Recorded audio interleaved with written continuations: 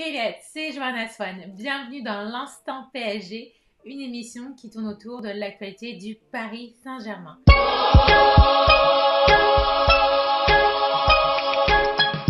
Pour cette 14e édition, on va parler du classement des plus jeunes entraîneurs qui ont atteint les demi-finales, les soutiens du Paris Saint-Germain, la diffusion du match au Parc des Princes, le point sur le mercato et les Parisiens qui ont été prêtés.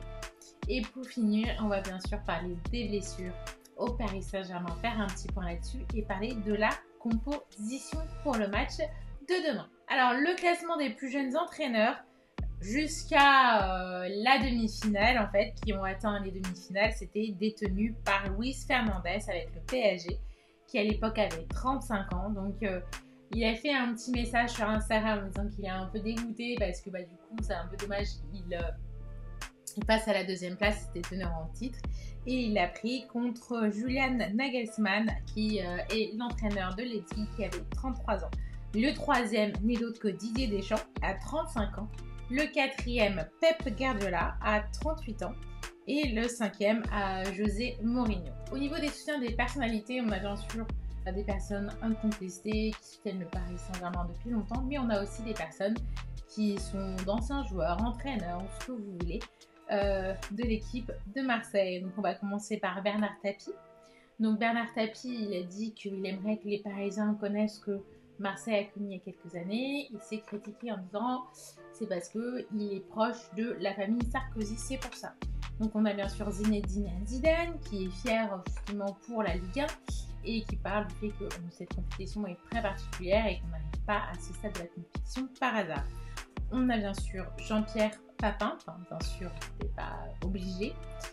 Le bien sûr vient plutôt d'Emmanuel Macron, le président de la France, mais c'est un vrai supporter de l'OM apparemment. Mais bon, en tant que président, il se doit de soutenir son pays face à l'Europe. Il avait déjà fait un tweet à l'époque pour supporter Lyon et Paris en demi-finale. Un autre type de soutien, cette fois-ci, ça vient de l'équipe, un journal français qui offre un maillot du Bayern à l'occasion de la finale de la Ligue des Champions. On peut voir à quel point le PSG est bien soutenu. Le PSG a confirmé justement la rumeur que le match sera diffusé au Parc des Princes.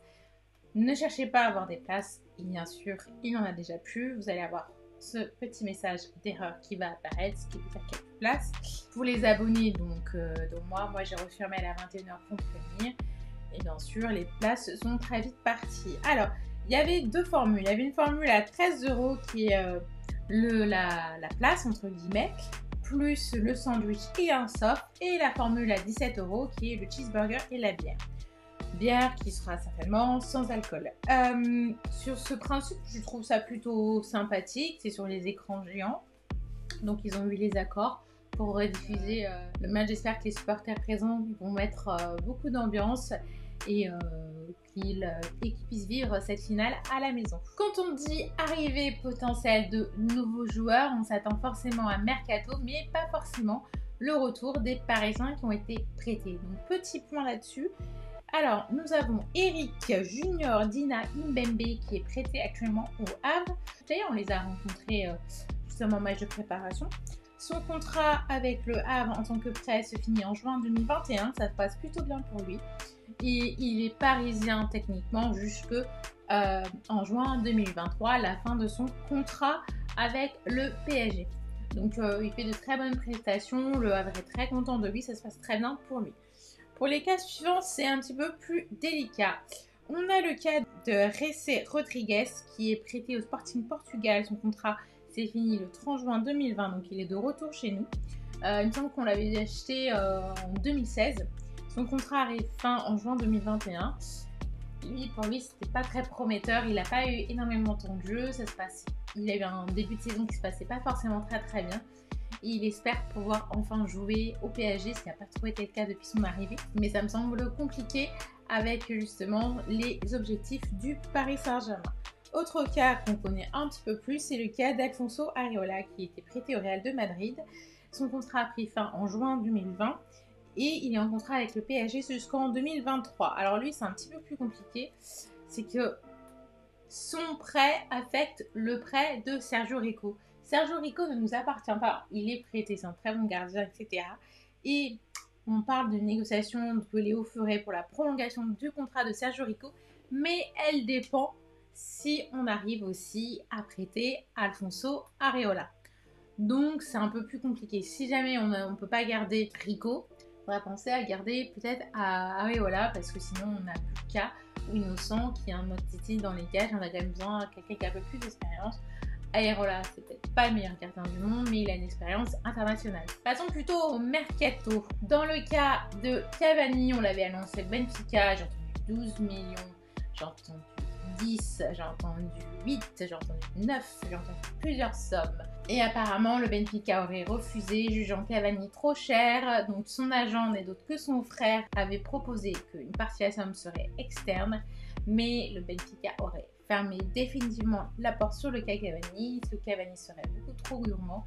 Et oui, il a refusé le Paris Saint-Germain apparemment pour une question de salaire. Il a eu déjà des difficultés avec l'Atlético. Est-ce qu'il y a une remise en question qui doit être vraiment faite de sa part et de son agent pour réévaluer son salaire, parce que peut-être qu'il est trop gourmand à cette époque de crise. On est quand même en pleine période de Corona. Donc je pense qu'on va voir un peu plus dans les transferts. Peut-être qu'il a un coup à jouer avec ce qui s'est passé justement au Real et à Barça. On verra ce qui se passe par la suite. Il est donc obligé de revoir d'autres offres malgré son déplacement en Europe ces derniers temps. On a le cas de Thiago Silva. Alors Silva est annoncé dans différents clubs, apparemment Florence c'est ce qui sort le plus, mais il est aussi attendu apparemment en Angleterre. Donc il y a des rumeurs que Chelsea et Tottenham seraient intéressés par notre capitaine du Paris Saint-Germain. Nous avons le cas de Choupo-Moting qui est incertain, on ne sait pas trop où il va aller. Il sera en fin de contrat d'avenant dans les prochains jours, dimanche. Comme Thiago Silva, ce sera son dernier match. Quel club va-t-il pouvoir jouer? L'avenir nous le dira. Passons aux blessures du Paris Saint-Germain. Verratti a fait un retour en fin de match en demi-finale, donc il pourrait être titulaire ce dimanche si tout se passe bien. Retour de Navas possible si justement l'entraînement d'aujourd'hui se passe bien, il pourrait être titulaire pour le match. Idrissa Gueye et Kurzawa, ce sont deux bonnes nouvelles, ils ont repris les entraînements collectifs, donc ils peuvent être sur la liste des remplaçants pour le match de demain qui sera Bayern contre le Paris Saint-Germain en finale des Ligues des Champions. On va passer justement à ce qui nous intéresse le plus, c'est la composition du Paris Saint-Germain pour demain. Alors, qu'est-ce que le coach va nous préparer? Donc, je vais vous montrer ma composition.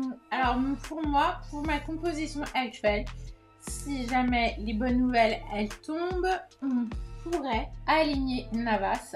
Je vais rien changer ici en termes de défense. Je vais faire jouer Bernat, Kimpembe, Silva et Kerrer. Surtout que ça va être le dernier match de Thiago Silva en tant que capitaine. Ce serait bien qu'il joue ce match. En milieu, moi j'ai tranché. Je vais mettre Paredes, Marquinhos et Verratti. Ce sera donc un 4-3-3 avec Neymar, Mbappé en pointe et Di Maria sur le côté.